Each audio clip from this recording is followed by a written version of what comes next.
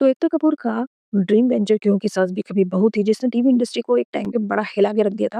अब दोबारा 25 साल बाद आ रहा है, लेकिन 25 साल बाद अब सितारे जो अभी नज़र आ रहे हैं क्योंकि सास भी कभी बहू में उम्र के साथ हर किसी में बदलाव आता है और उनके चेहरों पे भी बदलाव आया है। स्मृति ईरानी जो कि अभी तक राजनीति में थे और उन्होंने किसी भी तरीके की कोई बोटॉक्स या इस तरीके का कोई काम नहीं किया था। बट ऑब्वियस रीज़न उन्होंने खुद ने कहा था कि वो ऐसा कुछ नहीं करना चाहती हैं।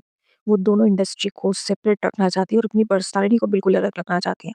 अब वापस वो टीवी पे आ गई हैं और फ़र्क दिखाई दे रहा है। उम्र नज़र आ रही है, हेल्थ नज़र आ रही है, बाकी सब सितारे फिट नज़र आ रहे हैं। लोग पहले ट्रोल करें या स्मृति ईरानी को मोटी कहें, उससे पहले ही एकता कपूर ने बड़े ही स्मार्टली इस सब्जेक्ट को इस सीरियल में डाल दिया है, जहाँ पर उन्हें जो चाची है, बंगाली चाची, उसकी कोई फ्रेंड आती है उसको मोटी कह देती है। बार-बार उसे ये रियलाइज़ हो रहा है स्मृति को कि उसका पति तो फिट है लेकिन वो उससे 4 साल 5 साल बड़ी दिखती है, वो मोटी है।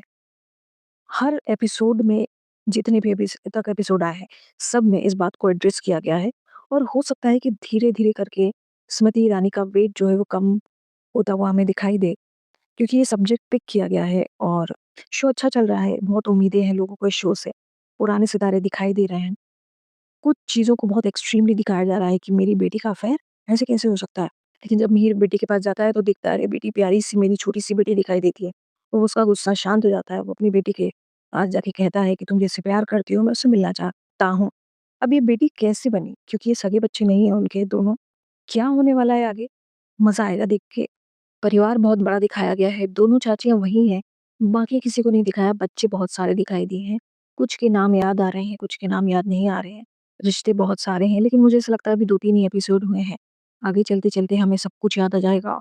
कॉम्पिटिशन बहुत बड़ा है अनुपमा के साथ में क्योंकि सास भी बहू का।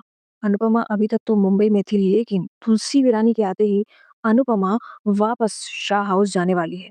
कहानी में एक नया मोड़ ला दिया गया है क्योंकि अभी तक तो अनुपमा इंडिविजुअल वुमेन बनने पे तुली हुई थी, लेकिन अब क्योंकि तुलसी विरानी अपना खानदान लेके आ गई है, तो अनुपमा को भी वापस लौटना पड़ेगा क्योंकि क्योंकि सास भी कभी बहू पर जब ब्रांड नेम धीरे-धीरे प्रोग्रेस कर रहा है और लोगों को बहुत उम्मीदें हैं इस शो से और जो कल्ट ऑडियंस है अनुपमा की, ये वो कल्ट ऑडियंस है जो पहले क्योंकि सास भी बहू भी देखते थे।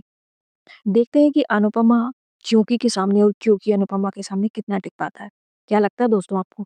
कमेंट सेक्शन में ज़रूर बताना।